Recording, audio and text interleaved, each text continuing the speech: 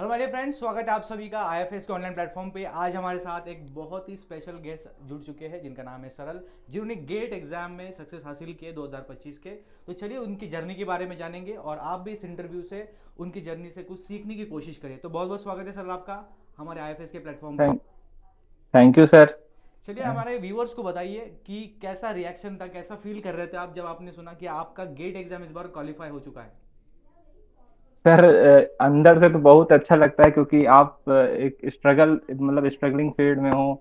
फिर आपका कोई भी एग्जाम जब क्वालिफाई होता है तो फैमिली को भी अच्छा लगता है, तो फैमिली को हैप्पी देख के फिर खुद को और अच्छा लगता है कि हाँ, हमने ऐसा कुछ किया है जिससे हमारी फैमिली हम पे प्राउड कर रही है। तो सर बहुत ही अच्छा लगता है ऐसे, मतलब क्वालिफाई हुआ तो बहुत अच्छा लगा। डेफिनेटली आपके पेरेंट्स और आपके टीचर्स को भी प्राउड हो रहा होगा। जी सर, सर टीचर्स को भी प्राउड होता है। और सर जब हम अपने टीचर्स को मतलब इन्फॉर्म करते हैं कि सर मेरा गेट क्वालिफाई हो गया, तो उनकी फिर स्माइल देख के और फिर उनके रिएक्शन देख के तो और ही अच्छा लगता है। चलिए मेरा फर्स्ट क्वेश्चन आपके लिए सरल मैं पूछ रहा हूँ, गेट एग्जाम के बारे में आपके कैसे पता चला, कब आपने गेट का प्रिपरेशन स्टार्ट किया। सर मैं स्टार्टिंग में जो है मेरी एमएससी जो है वो इलाहाबाद यूनिवर्सिटी से कंप्लीट हुई, अच्छा। उस एक कॉन्स्टिट्यूंट कॉलेज से। और उसके बाद से मैंने सीएसआईआर की प्रिपरेशन स्टार्ट की। तो मैं पहले गेट पे मतलब उतना फोकस नहीं कर रहा था।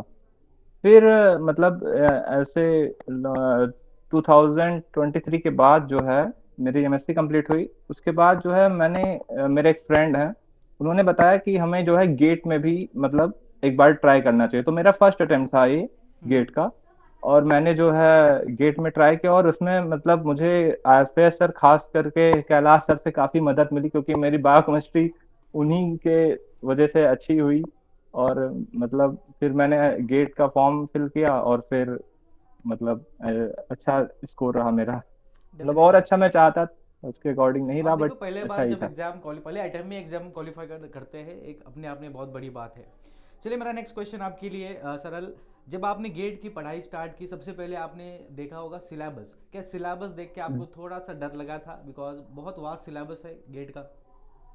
सर एक्चुअली मैं सीएसआईआर की प्रिपरेशन कर रहा था, तो सिलेबस तो सीएसआईआर के अकॉर्डिंग इसका ही मतलब थोड़ा सा सही था। या सिमिलर बट थोड़ा। एक चीज।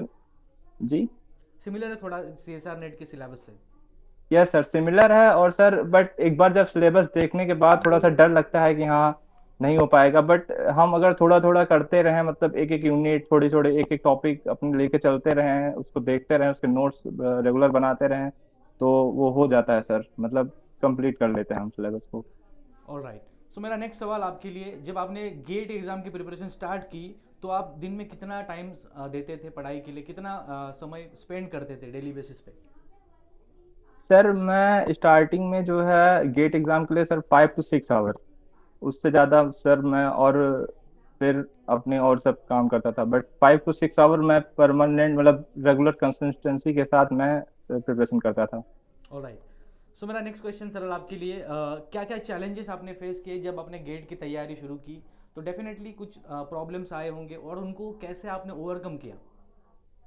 सर जब मैंने प्रिपरेशन शुरू की तो सर मुझे बायोकेमिस्ट्री जो है काफ़ी परेशान कर रही थी क्योंकि सर हम्म। मेरी फील्ड केमिस्ट्री नहीं रही है, तो काफ़ी। बट जब मैंने और सब जगह से मैंने बायोकेमिस्ट्री पढ़ी बट मुझे उतना सही समझ नहीं आया। बट मैं यूट्यूब से कैलाश सर के प्लेलिस्ट को ओपन किया आईएफएस से, वहां से मैंने बायोकेमिस्ट्री पढ़ी। तो वहां से मुझे काफ़ी इतनी हद तक मतलब सपोर्ट मिला कि मेरा अच्छा स्कोर बायोकेमिस्ट्री में ही है। और मतलब फिर वहां से मुझे लगने लगा कि हाँ, मैं कर सकता हूँ। फिर वहां से मेरे लिए इजी हो गया। चलिए हमारे व्यूवर्स को बहुत सारे स्टूडेंट्स जो पहली बार एग्जाम देने जाए उनके लिए मैं क्वेश्चन पूछ रहा हूँ, ऐसे कौन से टॉपिक्स आपके लिए बहुत चैलेंजिंग थे और ऐसा कौन सा टॉपिक है आपका जो कंफर्ट जोन था। सर मेरा जो है मतलब मेन जोलॉजी मेरा कंफर्ट जोन था। जोलॉजी में मतलब एवोल्यूशन, इकोलॉजी। और सर मेरा जो सबसे चैलेंजिंग था वो बायोकेमिस्ट्री था, क्योंकि मतलब मेरे लिए मतलब कुछ नहीं आता था मान लीजिए बायोकेमिस्ट्री में। मतलब उस लेवल का नहीं था कि मैं गेट के लिए एकदम प्रिपेयर था। बट सर की वजह से मेरी बायोकेमिस्ट्री अच्छी हुई और खासकर मॉलिकुलर मुझे थोड़ा सा परेशान करता था।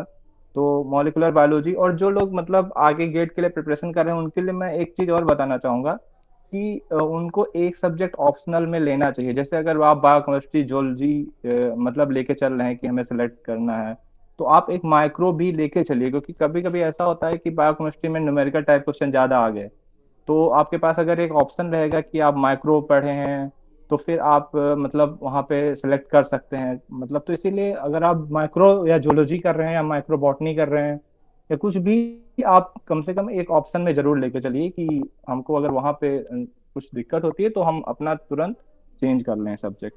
चलिए बहुत बढ़िया।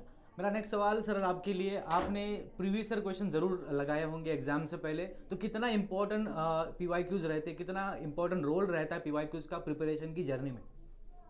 सर पीवाईक्यू का सबसे ज्यादा इम्पोर्टेंट रोल है मेरे खासकर सिलेक्शन में, क्योंकि मैंने ज्यादातर पीवाईक्यू क्वेश्चन ही सॉल्व किए हैं सर। जैसे मैं टॉपिक पढ़ता था और उसके पीवाईक्यू सारे उस टॉपिक के मतलब मैं सॉल्व कर लेता था, तो उससे मेरे कॉन्सेप्ट और कैसे क्वेश्चन आते हैं, मतलब जैसे किस किस टॉपिक से कैसे कैसे क्वेश्चन पूछ सकता है, ये सब चीजें क्लियर हो जाती है, तो आपके लिए काफी इजी हो जाता है फिर फर्दर मतलब एक कि कैसे तैयारी करना है, कैसे मतलब हमको कैसे क्वेश्चन वहां पे आएंगे, ये सब चीजें एकदम कट टू क्लियर हो जाती हैं। तो सर चलिए बहुत पीवाईक्यू का बहुत इंपॉर्टेंट रोल है डेफिनेटली। और कम मतलब से कम सिलेक्शन के कितने लिए। पीवाईक्यू स्टूडेंट्स को लगाने चाहिए हमें बताइए, हमारे सर व्यूअर्स को? मैंने तो कम से कम सर 5 to 6 years फाइव के टू सिक्स पीवाईक्यू ईयर्स लगाए थे। तो आइडियल है, कम से कम 5 से 6 साल के पीवाईक्यू कम से कम आप एग्जाम में बना के जाओ। मेरा नेक्स्ट सवाल सरल जी आपसे सर। है कि टेस्ट सीरीज लगाना कितना इंपॉर्टेंट है, मॉक जो आप बनाते हो एग्जाम से पहले, और कितने मंथ पहले मॉक टेस्ट लगाना हमें स्टार्ट करना चाहिए? तो टेस्ट सीरीज सर का मॉक इंपॉर्टेंस टेस्ट बताइए हमारे स्टूडेंट्स के लिए। जी सर। सर मॉक टेस्ट का और पीवाईक्यू का ही मेन रोल है आपके सिलेक्शन में, क्योंकि आप मॉक टेस्ट नहीं देंगे तब तक आपको टॉपिक मतलब टॉपिक की क्या उसकी मतलब डेप्थ है, कैसे कैसे क्वेश्चन मतलब आपके एक जो सपोर्ट मिलता है वो नहीं मिलेगा कि आप, इसलिए आपको मॉक देना बहुत इंपॉर्टेंट है। कहीं से भी आप मॉक दीजिए, आप मतलब आईएफएस का भी है या फिर कहीं से भी, बट मॉक टेस्ट देना बहुत इंपॉर्टेंट है, क्योंकि मॉक से ही आपको एक अच्छा सपोर्ट मिलता है। और फिर आपको सर पीवाईक्यू और मॉक टेस्ट यही दो मेन ऐसे कोर हैं जिससे हम सेलेक्ट हो सकते हैं। डेफिनेटली। चलो मेरा नेक्स्ट सवाल जी सर। आपके लिए, आपने बताया कि किस तरीके से हमें मॉक टेस्ट हेल्प करते हैं एग्जाम के प्रिपरेशन के लिए, कितना क्रिटिकल रहता है। मेरा नेक्स्ट सवाल आपके लिए है कि आपके फ्यूचर प्लान्स क्या है? गेट का जो माइलस्टोन है वो तो आपने क्वालिफाई कर लिया GATE, what next, what's your future plans? Sir मेरा फ्यूचर प्लान यही है, कहीं आईआईटी में जाना है पीएचडी के लिए सर। अच्छा। देखते हैं जहाँ पे भी मतलब होता है उसकी कि क्या कट ऑफ आती है, क्योंकि मेरी स्कोर जो है वो 1239 है, तो सर उसके अकॉर्डिंग जैसी कट ऑफ रहती है मैं आईआईटी में जाने का कोशिश करूंगा। उसके बाद फिर एनआईटी और एमएनआईटी ये सब ऑलराइट। भी देखेंगे। सो ये रहे हमारे सरल के फ्यूचर प्लान्स। तो आशा करता हूँ आपकी जो सभी ड्रीम्स है वो पूरे हो। मेरा एक आखिरी सवाल आपके लिए सरल, बहुत सारे जी स्टूडेंट्स सर। अभी गेट का एग्ज़ाम पहली बार देने जाएंगे, तो उनके लिए आपका क्या मैसेज है? What's your last message to all the aspirants who are in stage of beginning? तो बताइए उनके लिए कुछ सर मैसेज। जो लोग पहली बार पेपर, क्योंकि मैं भी इस बार पहली बार ही पेपर दिया था, तो मेरा यही एक्सपीरियंस रहा कि सर आपको मतलब पहली बार तो केमिस्ट्री से और जनरल एप्टीट्यूड से डरना नहीं है कि हमको नहीं होगा। ये समझ के चलिए कि कम से कम 2 3 4 क्वेश्चन बायोकेमिस्ट्री वाले ही केमिस्ट्री में रहते हैं। इस बार तो यही था कि सब लोग पहले बोल देते हैं केमिस्ट्री नहीं छूना है, नहीं आता, बट ऐसा कुछ नहीं है, केमिस्ट्री से 2 4 क्वेश्चन आते ही हैं, तो आप अच्छे से कर ले जाएंगे। आपको ये फोकस करना है कि हमको जनरल एप्टीट्यूड में कम से कम 1 2 क्वेश्चन कर लेने हैं, मतलब 15 में 5 नंबर तो कर ही लेना है।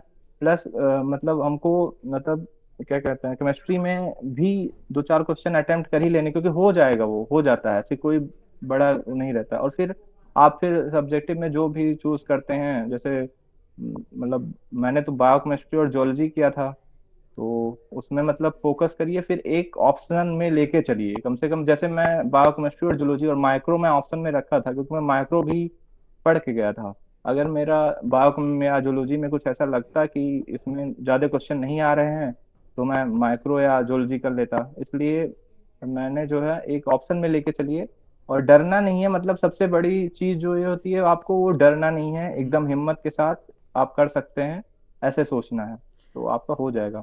चलिए बहुत अच्छा लगा सरल आपसे बात करके। I wish you all the best for all your future endeavours. आपके सभी थैंक यू जो सर। ड्रीम्स है वो पूरे हो भविष्य में। बहुत बहुत शुक्रिया।